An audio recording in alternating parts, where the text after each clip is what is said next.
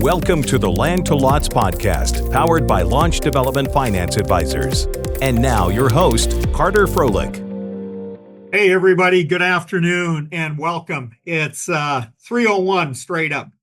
So what's going on in the Texas land and capital markets? That's what we're here to address. And we're glad you're joining us here today for our conversation, making Texas dirt pencil, land, capital, and districts. Before we get started, as you can see, there's a Hollywood Squares number of speakers on the screen, and I'm being joined by my colleagues from the Land Advisors organization, as well as Land Advisors Capital, because few groups sit closer to the intersection of land, market realities, and capital than the gentleman you have on the screen before you.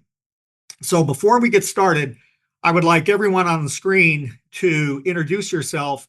And why don't we start down with Land Advisors Houston, work our way up to the Dallas Metroplex, and then we'll end with Land Advisors Capital.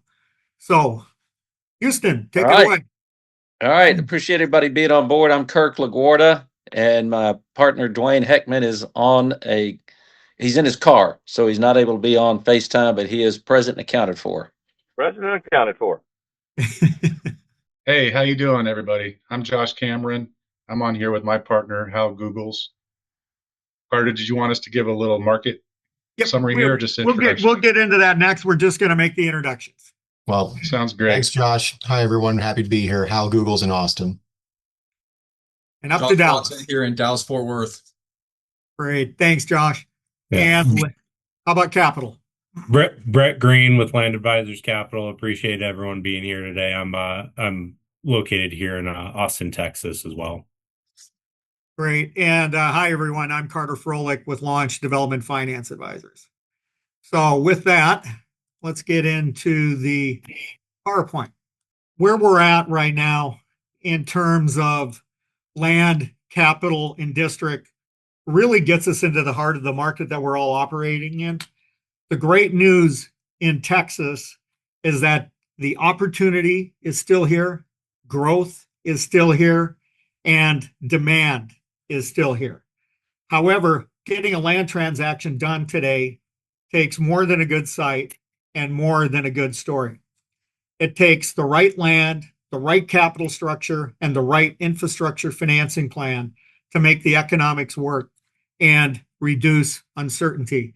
I think that's a topic you're going to hear a lot of today.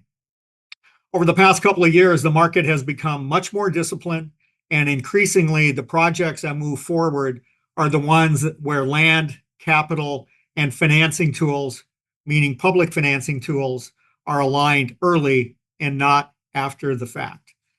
So that's what we're going to talk about today. We'll cover how land is being underwritten, how capital stacks are changing, how developers and lenders are thinking about risk, and how new financing tools like the launch bond are reshaping what's possible in Texas. Our goal is to keep our discussions practical, candid, and useful, and give you a clearer sense of what it really takes to make Texas dirt pencil in this market. To this end, we'll be providing you an overview of the markets and capital, and then we're going to get into 3 case studies to show how all of these issues and topics are coming together to solve real problems on real projects in the state of Texas. So with that said, we are going to dig into the markets. And if we could start with the Land Advisors organization. Josh, why don't we start with you in the Dallas-Fort Worth Metroplex? What's working, what's not? How are deals getting done? What are you having to do to move transactions forward? Sure. Well, first off, it's probably no secret as to what we're seeing in the market. So I'm going to touch on it, but not go into, extensive discussion about it. But obviously pace is down here in DFW across all, the builders. A lot of times those sales paces have cut, in half, sometimes more. VDLs are up. I think we're closing in 29, 30 months of supply here locally, with quite a bit of finished lots on the ground or coming online at the balance of this year. So really the commentary that we've seen here is little to no pursuit dollars spend for 2026. Now that's, some outliers there, maybe some new builders or some builders that are trying to grow their presence in certain aspects of our market. So again, no shocker there as to what is kind of happening. I'm sure it's similar across some of the other markets, but in terms of what's working here in DFW, it's really, in general, it's a focus back to those proven submarkets, those proven school districts. Obviously, in the fairways here in DFW, that's going to be north, 9 and 3 on the clock. That is kind of where the focus has been drawn back to. It's those infill locations close to the airport, which again is the beating heart of DFW, and those proven markets. Some other things that are helping deals work here that we're seeing. Yes, some pricing reset in some of those, call it secondary markets. Again, a lot of those markets, builders have kind of just written off as, we're just not interested in going to those right now, at least. We thought about it 6 months, 2 years ago. Now, not a time for us. And so, again, there is a price, for people to go out to some of those secondary markets. But it's dropped off pretty heavily as to who's willing to or wanting to focus their resources right now in those areas. Again, it's all drawing back to those core markets. So yes, some price resetting a little bit, but more importantly, I think it's on the land side, it's entitlement timelines. It's sellers giving end users, developers, builders, whoever that may be, time to get these infrastructure risks, entitlement risks figured out, and be able to ultimately close on tracks. It's reducing. How do we reduce those entitlement risks or uncertainty in some of these areas? And then lastly, it's really just creative structures, whether that's going back to traditional takedowns, both on finished lots and or on land deals. So that's a little bit high overview of some of the things that we're seeing in DFW as well as what's working.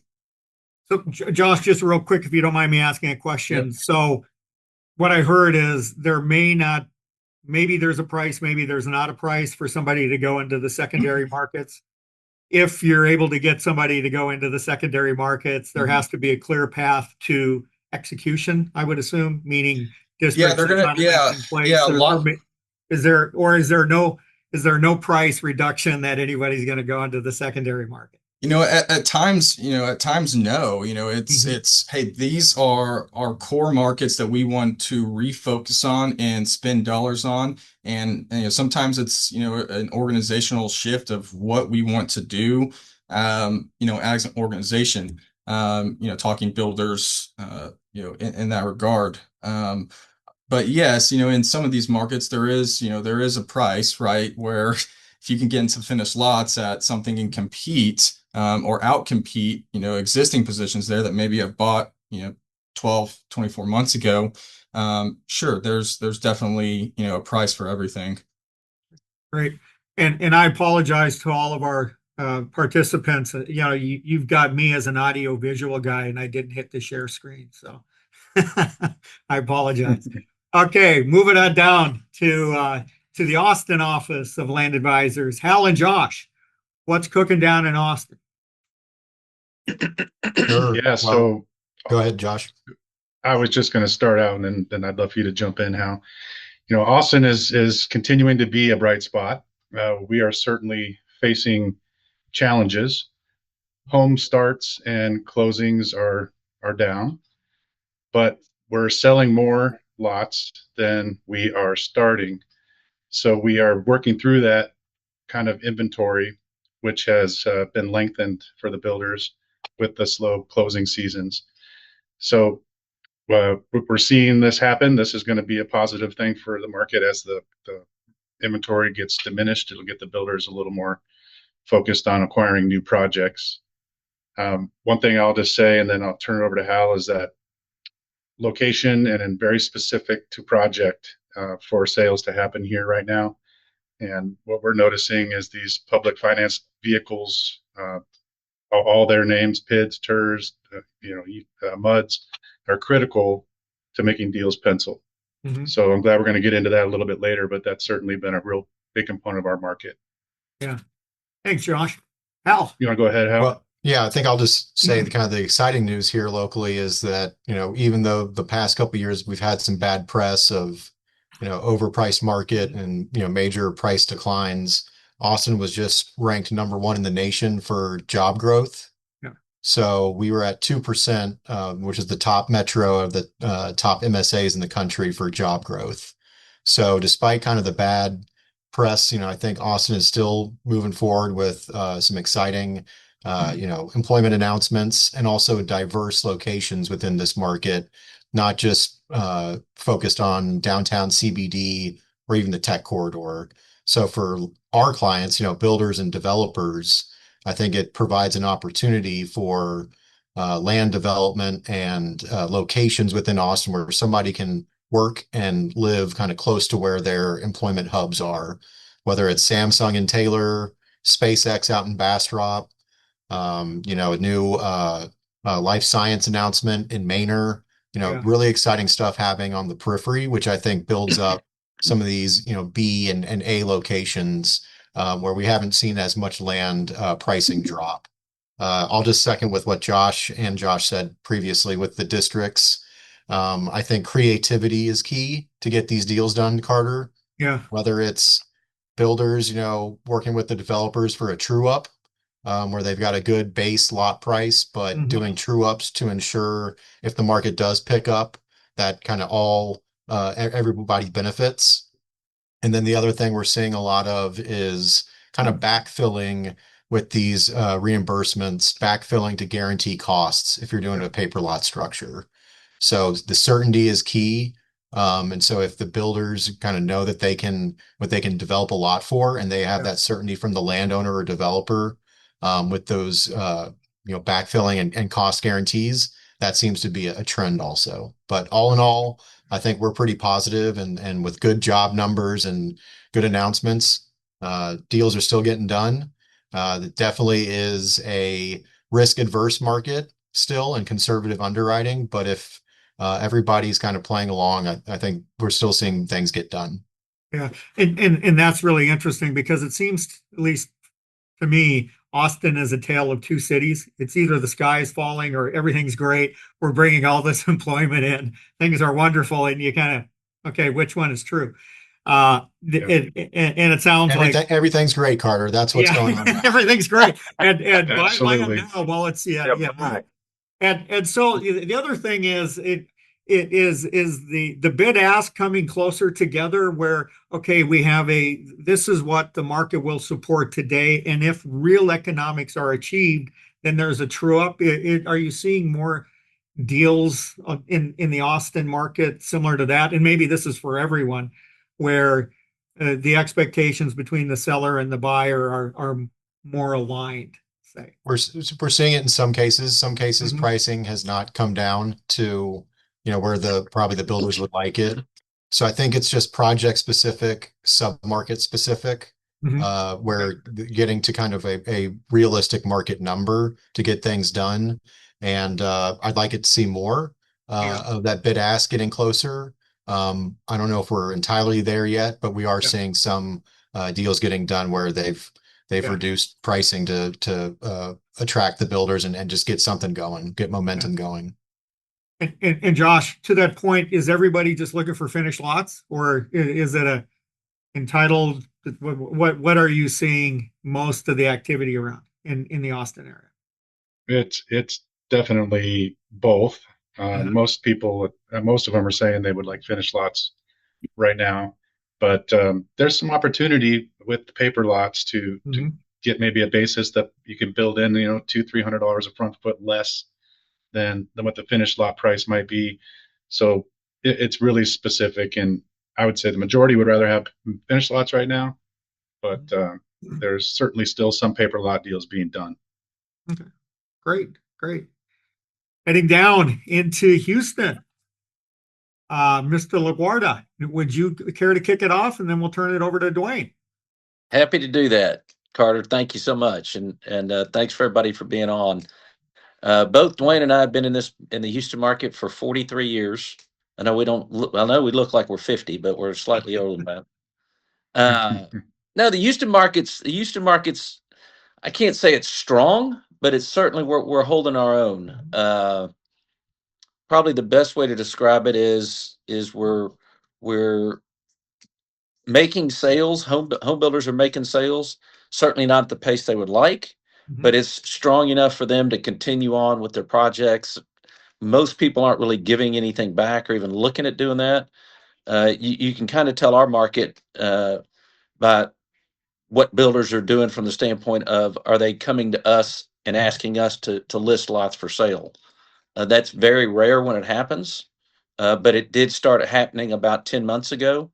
So we do have quite a few lot positions that are for sale.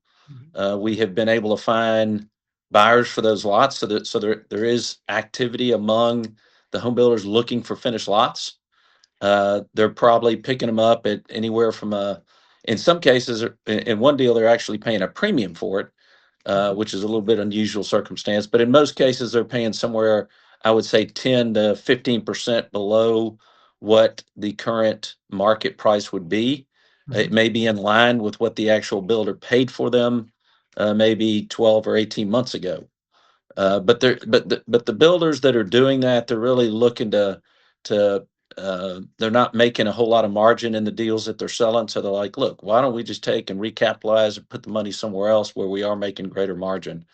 As everybody knows, margin is being compressed, and the builders are having to give more to get to make sales.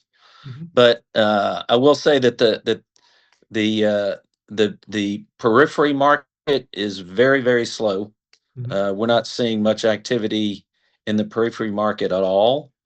We're actually seeing really good activity for infill tracks and infill positions. In fact, those haven't missed a beat. We've had a couple of closings already this year of fairly large parcels that were infill locations that still make sense, and the builders are still able to make margin. So what our suggestion would be is, as most people know, the builders are pencils down with a few exceptions.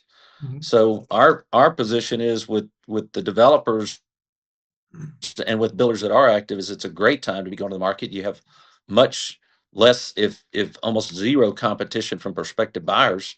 So you can kind of dictate terms and price. And most of our sellers, at least the ones that we work with, will give you time. They still want to get a good price, but they will give you time to entitle it. And entitlements in our market might be anywhere from, on the short side, 12 months, on the long side, 24 plus months. So if you contract today, at a pretty fair price, knowing that it's going to take that time to get your entitlements done, in 24 plus or minus months, when we things start to improve, which they certainly will in that time frame, then you're going to be in a good spot. I'd also say real quick that we actually are seeing a whole lot of activity in data center stuff down here. So I don't know what the other guys are seeing, but we've got a couple of really big transactions that are data center related. So we'll see how that goes, but there's activity there for sure. Dwayne, anything you'd like to add to that? Yeah, when Kirk just talked about infill in our world is around Grand Parkway, which is our third loop, the greater Houston area. That's infill. On the finished lot end of it, we get a premium on it. Kirk described, we got a premium on one. Sometimes it's 10% off or something different. It's usually somebody who's already a builder that's already in that community buying the lots. They don't have to. They've already got a sales office. They've already got a model. They can just snap on. And their vantage point is, this is maybe something I can get under contract, close, and actually sell a home and make some money on in 2026. It's a speed to market deal for them. It's very builder dependent. Which builders close, that's who we usually market it to. That's usually who winds up being the eventual buyer of those lots. So, and believe it or not every lot that's getting traded in Houston goes through land advisors, which we find shocking, by the way. But we do know builders buy and sell lots amongst themselves as they reposition, like Kirk described, just try to recapitalize, move money around a little bit here, a little bit there. To expand on a little bit of what both Josh Cameron said, Josh Watson said, Kirk touched on a little bit. In addition, we see sellers much more willing to give time to a potential buyer.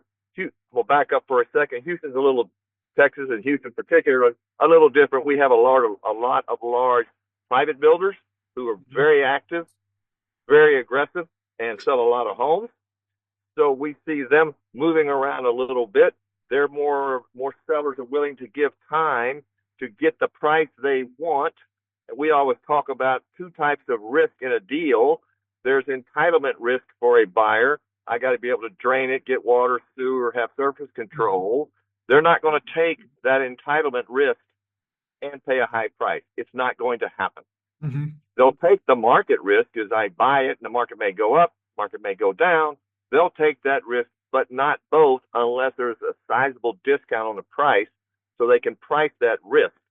And when you're beginning to explain that to a seller, 3 or 4 years ago, that didn't mean anything, but now they're beginning to understand it because the market has slowed down and they're seeing offers from prospective purchasers, which are structured much more longer inspection periods, things of that nature.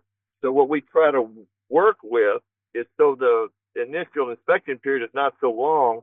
Kirk mentioned 12 months, 18 months, 24 months, is to try to shorten a portion of it up to give the buyer time to figure out, is there a fatal flaw?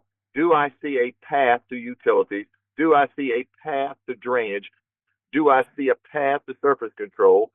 Where at that point in time, they might be willing to spend some more money to release that to the seller. They don't have every I dotted and T crossed, but they see a path to that. It may just be a function of waiting on a permit, getting this approved, that approved. I can see we're going to talk about that a little later. Some of the challenges in the development cycle that the governmental agencies have. So I'll leave that alone for now. So we're beginning to see that change a little bit. So the market is pretty good. Houston, probably year over year, home sale closing is probably off only 8 or 9%. It's not bad. It's in the mid 30s, 36, 37, wherever it is, somewhere in there. 36 to 37,000, which isn't bad. It's not what it was, but it could be a lot worse. So eventually, Carter, you talked about it, eventually as they continue, particularly the publics, sit on their hands a little bit, they're going to chew through inventory, Yeah. And at some point in time, they'll go, uh-oh. There's going to be an uh-oh moment. Yeah. The challenge is figuring out when that happens, but it will happen for sure. Thanks, Dwayne. Now let's roll into capital. Brett, can you give us an overview of what's going on in the debt and equity markets? Yeah, absolutely. And we have the benefit of wearing multiple hats on the capital side with a lending platform and an equity fund, and so get to see a bit of both. But I would say that there's been obviously a very large shift to private lenders, over the course of the last few years, and there's a lot of capital that's gone into that space, and that's a byproduct of some of the traditional and regional banks, freezing up with the frenzy that went on in the early days of COVID. But a nice byproduct of that has been with additional entrants into that space. I think rates have become more competitive than they were for builders and developers a few years ago. And so there's healthy competition there. I think, fewer restrictions or maybe the way to look at opportunities a bit more creatively than traditional banks have, which again, today's market, I think you need creativity and flexibility. So it's nice to have that in lending partners. Lot banking, there's certainly been a number of entrants into that space over the course of the last 24 months, and seeing that become more and more readily available to private home builders, not exclusively to, the publics and national privates. And, as that space has become more competitive and the big guys have been able to drive rates down, private home builders are certainly paying more than the large publics, but those rates have become more competitive. And then on the equity side, I think that's still a mixed bag at times, right? You have large equity providers that have been waiting to get active and begin certainly underwriting projects, but begin investing in opportunities again. And then you have the smaller equity providers, family offices that I think have remained active. Everyone's underwriting today's reality, right? It's we're not underwriting absorption, 3 units a month, maybe it's 1 unit a month, not assuming paper lot sales or pad sales early on in development phases, right?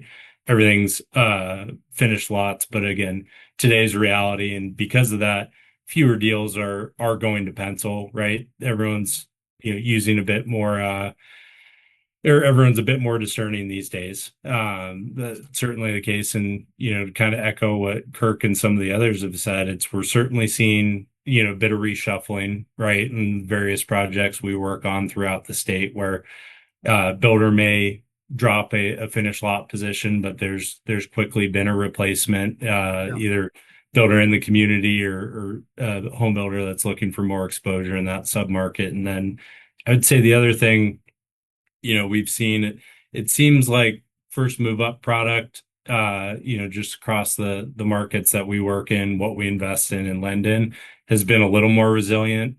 Part of that is you're certainly underwriting a slower absorption pace on 50s, 60s, and 70s than you are on 40s and 45s.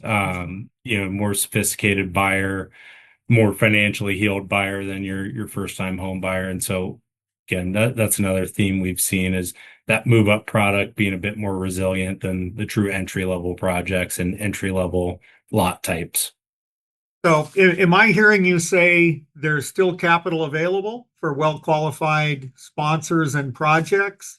Is it getting tighter? Are they looking under the hood more? But certainly. Sounds like it's more discerning, but available. Would that be a correct statement? Completely agree. Obviously, the private lenders are underwriting projects and have due diligence processes that are similar to your regionals, right? It's not, hard money where we're going to close in 15 days and do a quick check. But yeah, and to your point, Carter, I think we're all operator focused, right? Yeah. Operator first. The market's impacting everyone, and so if you're lending to or investing with, the right operator, I think they can navigate a turbulence in the market as well as any. Yeah. Great. Anybody else have any comments related to capital or how it's impacting your markets positively or negatively? If not, we'll jump into districts, my favorite topic. Yeah, go ahead. And just real quick, so in other words, and Josh Cameron, you'd brought it up, but when I first came to Texas in 2007, our great idea was let's go in and change the PID statute so that we can build out of bond proceeds, and that worked really well when we did the first transaction in Whisper Valley and Indian Hills. But over the years, I'll tell you, the jurisdictions had gotten really piggy and they're bureaucratic, and it's really hard to move things forward. In some areas, it's still a great tool. We love all the tools. We're very agnostic. But the thing that's really changed, at least from our perspective, what we saw as it relates to the Texas market, is in June of 2023 when we closed the first tax-exempt forward funding bond for my good friend Randy Rollo on his Lariat project up in Williamson County. And literally, we proved the concept of the MUD forward funding, where we were able to pledge the developers reimbursements through the MUD districts and be able to monetize that in a tax-exempt, non-recourse, no encumbrance on the land transaction. And that has literally, blown up the market. Since 2023, there's been over $2.5 billion of this type of financing that has been done. There have been others that have come into the market that are following us, but that has been I mean, at least in my limited experience from 2007 in Texas, the biggest change I have seen, and it has literally changed everything. Now, as it relates to the forward funding launch bonds, what we've seen the bond buyers come back, and there were two types. One is a current interest bond where there's actually an annual scheduled payment of interest to the bond buyers, and it typically has a lower cost or coupon than the other type of bond I'm going to be talking about. But it also has a reserve fund just in case the MUDs aren't issuing debt when we think they're going to issue debt, and then we have to dip into the reserve fund. The bond buyers have come back and say, the current interest bond is nice, but we really like the CABs, or what we're calling the capital appreciation bonds. The capital appreciation bonds have a fixed maturity. There's no scheduled interest payments that are required. They just accrue interest until the MUDs start issuing debt, at which point there's a mandatory redemption where the MUD proceeds have to be used to pay accrued interest and principal. And as a result, the big bond funds have said, we like the capital appreciation bond better. So that's been one change that we have seen. And just like Brett, you were saying, the bond buyers have become very selective. And so we are very, very cognizant of this. And so when we're going out and getting third-party market studies, we're instructing everybody, guys, we want you to prove up absorption, meaning if you're giving us a price and pace, we want to look at, what's real sales in nearby, similar subdivisions, because we don't want to overestimate what the market is. We are very, very conservative. And the bond buyers are looking at this. They have the same data we have, and we want everybody to be singing from the same hymnal so that we're not getting too far over our skis. And then also, we're being very selective.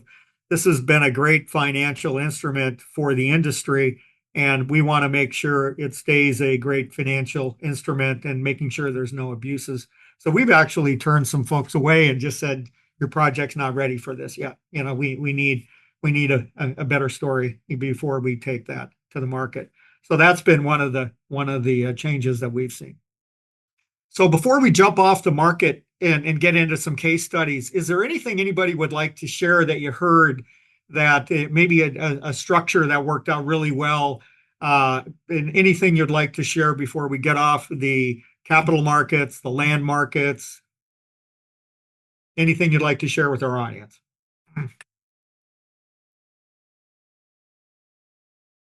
Or not? Jump right in. Go ahead. So we are going to go to a couple of case studies. Now, the case studies that we're going to be showing are how all of us touched a transaction at some point in the life of the transaction. We understand, and Dwayne said it, that sadly not all land sales are going through Land Advisors Organization. We know that everybody has advisors, but what we want the audience to understand is how these transactions move, how they're complicated, and how talented individuals like everybody on the screen and talented advisors can bring transactions together to bring the right parties, the right capital, the right builders to a transaction and make it work. So the first one that we have is a project in Waller County. It's 242 acres called La Sagara. It went through a number of different gyrations, but ultimately our similar client has been Bullfox Development. And Brett, do you want to kick us off on this one? Yeah, absolutely. And so the Bold Fox is a client that worked with Kirk and Dwayne in Houston previously, and they were kind enough to connect him with us on some of his upcoming opportunities. And this was one where we were ultimately able to wear a number of hats. One, we were able to help him negotiate and structure with the home builders in the project to actually put in a portion of the equity, as well as being the end buyers of the finished lots. Bring in the senior lender, which at the time was Flagstar, and then we were on we have our enclave funds internally that provided pref equity to ultimately get that project acquired and off the ground in the initial phases, even to the point where refinance Flagstar and brought in a new lender during the second phase and able to get that to a point of critical mass where it made sense to call up our friends at launch. Yeah, yeah. And before we get into, what we were able to do on that transaction, Kirk and Dwayne, do you want to just walk through the thought process on, hey, I should introduce Bold Fox to Brett at LAC or Land Advisors Capital? Yeah, so we've known Alex for a long time, been a Mhm. trusted friend and just a good person, and that's kind of our bread and butter. What we Mhm. like to go with is people that we know, people that we trust. Yep. We try not to deal with rat finks, if at all possible. Uh, but we knew Alex was new getting in the business. We'd actually had another transaction under contract with him that again the Land Advisors Capitals helped get closed. But we made the introduction and just handed him off and said you guys do your thing and go get them. Yeah, great. Because Alex was looking for some help. He's looking for options, as all developers should. What's the Mhm. best way to finance it? Can you guys guide me, help me, show me some, introduce me? So obviously, like Kirk said, we introduced him to Land Advisors Capital, and they did a great job with Alex, and more than once. Yeah, great. And then, to take our role, we got a phone call from Land Advisors Capital making the introduction to Bold Fox, Alex and team to us, and looking at all of the way that the mud had been set up, the builder contracts that were in place, the amount of infrastructure, mud eligible infrastructure that was being constructed or was in the ground, working with their mud advisors, their attorneys. We were able to issue a launch bond of $19.4 million. They netted out 18 million of mud eligible costs that they had already put in the ground. And that interest rate was plus 7%. And everything, worked out really well. It just, everything came together. And I think the benefits of the ecosystem that we've been able to create is that we're able to make those introductions because you guys have been in the market for so long, provide the debt and equity, and get the builder sales so that we can go to the bond market and say, hey, listen, we have real dollars in the ground. We have real builders under contract. We are moving forward. And with that, to one of the things that we've heard here today, just like your buyers are wanting certainty, your lenders are wanting certainty to the extent that we can provide that in the real estate development business. Our bond buyers are also looking for certainty, and having skin in the game as well as builder contracts is that's the important aspect of what we're doing. And to Kirk's point, just to further that just a little bit, being able to work with Land Advisors brokerage, Land Advisors Capital to launch. Everybody knows everybody. That's comfortable for, in this situation, comfortable for Bold Fox because he knew he could trust each individual arm to help him out because everybody knew everybody, had a relationship with everybody, and trusted each other. Yeah. Well, and that's one of the biggest things for us too. When you're working with people, you trust them. A handshake, you don't need a contract. A handshake is good enough. I mean, I'm being a little facetious, but not really. But you know what they're going to do, when they're going to do it, how they're going to do it, and they're going to get it done. And that's so important. And I think in our industry. Yeah, and let me just add on that Land Advisors is very customer centric. Mhm. I mean, we focus like hyper on the customer, trying to get them satisfied, trying to get them what it is that they want. In that particular case, we've represented Alex on the acquisition side a couple of different times, and we're fighting to get the best deal for him, just as the Land Advisors Capital guys do, and just as Launch does. Yeah. So we're hyper customer focused. Yep. And what we say at Launch is, we're hero focused on the land development and home building industry. We just want to be a hero through financing infrastructure, reducing costs, and mitigating risk. And I think everybody on here that's what we want to do for the consumers of land. The next one that I'm going to bring up is a Starwood transaction, Wildflower Ranch up in Denton County. So who wants to kick off this one? Who started the ball rolling? I'll kick that off. And again, this deal predates me just slightly, so I'm going to do my best to speak on behalf of Landry and his notes that he provided me. But essentially, he sold this deal 2 times prior to representing Stratford Land Group. Sold it for them to Hines, the ultimate buyer, who developed that deal to what it is today, or most of it to what it is today prior to the sale last year. Landry also assisted in bringing in Don Dykstra on the capital side, Sumitomo Forestry Group, to assist with that, right before closing, essentially, on that. And then post-closing assisted with roughly some of the builder lineup and through, I'd say probably the first 1,000 lot sales there. Yeah. Right. And again, that deal, as everyone will know or not know, was one of the best-selling master plan communities in our market for a number of years. Easily top 3, top 5 project. Great. Brett, do you have anything you'd like to add on that one? Yeah, and it's an unbelievable project, and we played a much smaller part in it by way of setting up lot bank financing for a private builder in the community across multiple phases. Mm-hmm. And here again, this is with Starwood's acquisition of the Hines portfolio.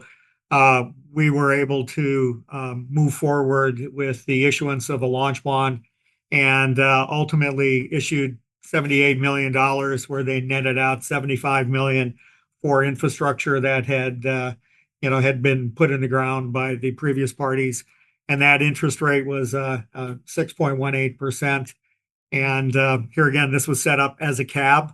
And this is one of the things you'll see, that most of the bonds that we're issuing right now, if you want the big bond funds to show up and to price the bonds, you're really looking at a cab structure. So any more comments on Wildflower Ranch, and then we'll go into the last case study, and then we'll just have some follow-up comments. And Carter, I've got a question. Yeah. Just curious, from your engagement with this client and, from when you got signed up to execution on this cab bond, how long is it taking typically? Because maybe the first ones always take a little longer, but you kind of hit your rhythm. How long did this one take? Well, it took 3 years to work with the MUD attorneys to figure out the structure and find the right attorney, that was going to give us the tax exempt bond opinion, which we initially had to find in Chicago, by the way, as one would think, in doing Texas land deals, you got to find an attorney in Chicago. But we were able to do that. But this one is a world record. Hal, I'm glad you brought that up, because I forgot. From start to finish, meaning when Starwood said start until we had money in the bank, it was 75 days. Wow. So realistically, and what we tell our clients, from start to finish, it's 4 months. That gives us a little leeway. You never know how detailed some of these MUDs are. And especially for the older projects that have been in existence for a lot of times, where there's a lot of different priorities of reimbursement and or builder deals, and every builder deal is different. Who gets the MUD reimbursements? Yeah. I mean, it's just a lot of reading you have to do to make sure you're connecting all the dots. But this one, and working with the Hines's records were good, and Starwood has gotten really good at this. So we've built a great team to just push this thing forward. But it was 75 days. Wow. That's great. And let's see, Atwater. So another Bold Fox deal. So here again, doing good job for a good client. And what's LAO's role in this one again? Kirk or Dwayne, you want to kick off? Yeah, I can start. Our role on that was we knew the market. We had been out there before, and Alex was wanting to grow his business and do a little larger community. Mhm. And this was about a 400 acre deal, 469, something like that. So we actually represented Alex. We represented the buyer versus most of the time we represent sellers, but on this particular situation, we represented the buyer. And to Kirk's point a while ago, we worked our absolute hardest to get him the best deal, the most amount of time, spending the least amount of money that he can. And I don't know, Kirk, you may have a better number. We probably got that property for probably 25% under market. Yeah, we actually had sold a piece immediately across the street that was further entitled, but we sold it for 35,000, I think it was, an acre. Mhm. Uh, and about 3 or 4 months later, we came back and contracted for this one at 25. Mhm. So it was at a very, very deep discount from what we felt the market was. This was, I think it was pre-COVID when we actually started working on it. But we ended up getting Alex a great deal, and then the selling broker, who shall be nameless, uh, we know a lot about acquisitions and sales. Mhm. And in this particular case, minerals were a big issue. The selling family and selling broker were not aware of how big an issue it was. So when we contracted for this, we specifically had in there that the seller had to convey uh, the mineral interest. Well, it turned into an issue when the sellers didn't have any mineral interest to convey. So we were able to extend the contract for a lengthy time. And if you remember how things ran up after COVID had kind of started recovering, he ended up getting this at a very, very, very good price. So Kirk it was a oh, go ahead. it was an uh-oh moment on the minerals. Mhm. And I want to make sure we stress the seller was represented by a real estate broker. Okay. Message heard loud and clear. Yeah. Yeah. Yeah. Uh, By the way, one of the major firm real estate brokers that may not know the market as well as certainly as well as Dwayne and I do, because we've been doing it for, like I said earlier, 43 years. So but you still look 50. Yeah, there you go. No, No, but once we got this done, we worked with Alex to go get the builders. Yeah. That was not difficult at all. Once we got the builders lined up, we just had to get this particular mineral issue stuff cleared up, and then we again worked with Land Advisors Capital to get it capitalized and been a successful transaction. Yeah. And so, Brett, show me the money on this transaction. So to Kirk and Dwayne's point, obviously this one was unique where, given the time in the market and the basis that this was acquired at, the builders were able to structure to provide the equity alongside Old Fox Development, and certainly not an easy task putting three home builders and a developer in a room to negotiate a joint venture and waterfall splits and whatnot. But ultimately, unbelievable property. Everyone was aligned in getting that closed, and we're able to help them structure that, document it, and close it. And then shortly thereafter, bring in the acquisition and development lender to go launch the initial phase of the project. Yeah. And speaking of launch, I'm here all week. You then got on the bat phone that I like to call the launch bond phone, right? And you called us, and we were able to go issue another launch bond and be able to, in this case, 19.6 million, netted out 18.2. The majority of that went to fund the reimbursement of MUD eligible infrastructure way in advance of when those funds otherwise would have been available. This was a lower interest rate, 6.25. So here again, you're seeing how all all of us are working and playing together to bring the best benefit to our mutual clients in terms of land acquisition, provision of debt and equity, and ultimately, taking out and or reimbursing and or accelerating cash into the pro forma through the launch bond. Just a question, as it relates, Brett, to the debt and equity, when you're structuring deals, is the launch bond coming up especially for districts that have Texas water codes, MMDs, MUDs, freshwater supply, all that good stuff? Is that an issue? I would say, depends on which a lender typically is not going to place. They understand MUDs, PIDs, TERS, etc. Yeah. They're never going to place an inordinate amount of value on that because they're ultimately looking to be repaid in 36 months, and oftentimes those reimbursements are, being collected long after. I think from an equity perspective, you understand the value. There is value. It's a matter of when, not if. And, the ability to go accelerate those, I think, has changed a lot of projects. And, depending on the time in the market, maybe it was inefficiently capitalized or insufficiently capitalized. And by being able to go accelerate those reimbursements and dollars in the ground, I feel like has changed a lot of projects. And as we go forward, I think that'll begin to be implemented in underwriting more and more, just some form of acceleration on the reimbursements, not necessarily running out MUD reimbursements or TERS reimbursements over the 30-year life and initial underwriting.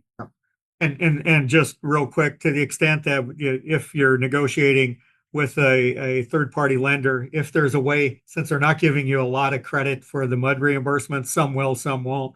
But if they're not, then don't pledge that as additional collateral for your land loan. It makes our job a lot easier. So just throwing that out. Guys, we got 7 minutes left.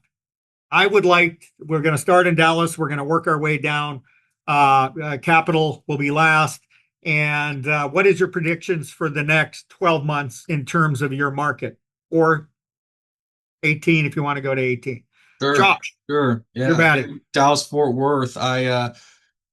In 12 months, I don't really see much of a change as to what we're seeing today. I think a lot of the optimism is in 2028. We're seeing that in a lot of our deals that are getting signed up right now on the land side. There are some builders that are either building up their presence here or trying to expand their positions. They're looking for finished lots. A lot of builders are saying we want to refocus to these core markets on land deals that we're not having to close till the second half of 27, putting lots on the ground and building homes in 28. And so I think we're seeing that in our transactions now. There's just not a lot of urgency now. I still think we got to chew through some of these positions that we have, but I think 12 months, 18 months, it's probably a little bit of the same. But as we head into 28, I think better days ahead. Thanks, Josh. Let's go to the next Josh. Hey. And then we're going to help. I like all the Joshes on this. Yeah. I think the biggest thing that we need to do here is move through the standing inventory that the builders have. And so far, we're seeing that we are, like I said earlier, we are selling more than we're building. The problem is that the builders were selling for a month, and now they're selling one. So basically, whatever they had laid out in front of them has now been extended in the timeline. So chewing through them as we are right now, I think takes us into, certainly this year is going to be a lot like last year. This going into 27, we're hearing from builders that they'll have more appetite for projects that they can start and be building vertical in 2027. So maybe not as long as Josh Watson's, but certainly it's going to bleed into 2028. But we were really thinking 2026 was going to turn. There's a lot of uncertainty in the world and certainly in the financial markets as related to interest rates. Yeah. So those things play out a little bit better over the next few years, and we work through this inventory. Austin's fundamentals are solid.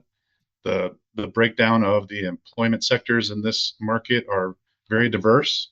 not just a couple of big pies that if they were to go down, the entire ship goes down. Certainly the University of Arizona, or excuse me, University of UT Texas, and then we also have the state capitol here. There's some inelasticity in the market, but we need to work through inventory. That's what the builders are complaining about the most. Thanks, Josh. Al? Yeah, I'll just add something real quick. I think a lot of these bedroom kind of suburban communities during the peak kind of grew too fast. And we have a major kind of infrastructure problem where they don't have capacity for either water or sewer. Yep. They all know it's a problem. It just takes time.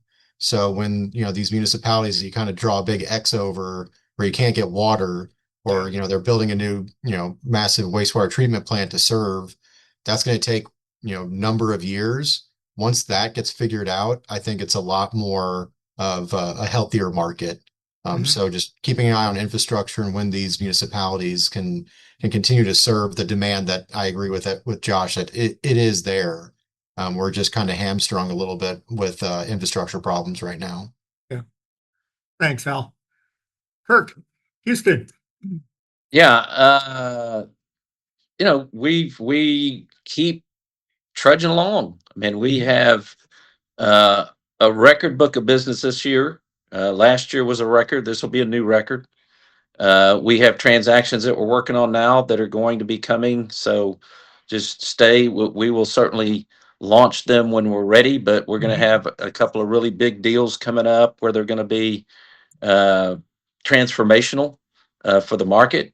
So we're excited about those. I would just tell you that I'm going to give you a quick stat. So the least number of home starts that Houston has had since 1998 has been 18,500. That's the least number. Last year, that would have put Houston in third place in the number of home starts. So we are an incredibly stable market through up, down, price of oil high, price of oil low. And that's what money looks for. Money looks for consistency. Yep. And we do not have, certainly back, when Dwayne and I got in the business in 1984, it was not that case. But really since 1998, we have been the most steady single family housing market in the nation, bar none. And that's what money looks for. They're looking, especially Wall Street. They want it. Yep. They want steady Eddie. We're just a printing press. We just keep printing it out. Yep. Don't see any slowdown in that. Don't see any slowdown in that at all. We're the port with the medical center, the oil and gas industry. We're getting a lot of tech stuff down here. Transportation, just distribution, manufacturing. We're doing very, very well. Great. Thanks, Kirk. Dwayne, you want to add something to that? Yeah, just another touch. Usually we talk about vacant delivered lot supply. You quantify it in months. It's 24 equilibrium. It's 20 equilibrium. Our feeling is neither one of those is equilibrium. You used to be able to take a piece of dirt and get it to a finished lot in about 20 to 24 months. Hence, that was equilibrium. Yeah. Well, you can't do that anymore. It just doesn't happen like it used to. It's rare. It can happen, but usually it doesn't. So equilibrium in our mind is more like 30 months, 33 months. And I don't think the market has grasped that yet. So taking longer to get new stuff on the ground, you're going to chew through more stuff than you thought, which backs up to what I said earlier. At some point, there is going to be an like our pipeline is too short. Yeah. We're doing okay, but the pipeline is going to take longer to get something on the ground. So our pipeline is going to get short, and then there will be yet another moment. Kirk, we've been through 6 of these in our careers, maybe 7. I don't know. Fortunately, we've been through 6 or 7 moments where they all realize at the same time we're short. Yep. And then everybody runs to the other side of the boat, and like clockwork, price starts running up again. Yeah, history doesn't repeat itself. Human nature does, right? It's just the same thing. Very, very well said. Good point, Carter. Good point. And just one more thing, Dwayne, do you want to announce how many minutes I get at the Houston land and housing forecast? Oh, as much as you got last year, the exact same amount of time, as always. No, I didn't get any time. Hey, Carter, we'll double that. Yeah. Well, thanks, guys. Okay, Kirk- note to as self, Kirk- no more of these Kirk- guys on a podcast or a WebEx. As Kirk said, we value consistency. So whatever you got last year, you get double that this year. We're good. You guys are off my Christmas card list. Okay, Mr. Green, Capital, 12 month prediction. Yeah, again, I think it's still underwriting today's reality. We're very long Texas, right? So a little bias and self-serving, but big believers in all the four major MSAs here. And something Kirk and Dwayne alluded to. I think right now is an opportunity for developers and private home builders to be able to go capture some of the market share with a lot of the public sitting on the sidelines. And I feel really good about a project that we're underwriting or closing on today that's going to deliver its first lot 24 months from now or 30 months from now. And again, generally think we're all going to get through this. The vacant developed lot supply that people talk about is going to get chewed through. It's going to take longer to replace that, just given how projects are being acquired at a much slower pace, starting phases at a much slower pace. So feel that we're going to be in a better environment 12 months from now, and it's certainly on the capital side as those signs of light start to shine through. I think more and more equity is going to be unlocked by way of it. Thanks, Brett. And from our perspective, we see everything continuing as it is. Maybe with the change that's been possible through MUDs, maybe the jurisdictions loosen up a little bit in some of their requirements and their willingness to do PIDs. But obviously, the launch bonds, the forward fundings have changed the landscape, and we think that's going to continue. The bond market is comfortable with it, albeit their underwriting standards, just given the market, are going to become they're going to be looking under the hood more and with greater scrutiny. So, everyone, I'd like to say thank you for joining us here today. And should you have any questions, we have all of the advisors up on the screen. I encourage you to reach out to them individually if you have specific questions or market or capital requirements you would like to talk about. And you can also get a hold of all of us. We're all on the Land Advisors website at landadvisors.com. And with that, this concludes our presentation. Thank you very much for your time. You have been listening to the Land to Lots podcast with Carter Froelich. Follow us wherever you find your podcast to never miss a new episode.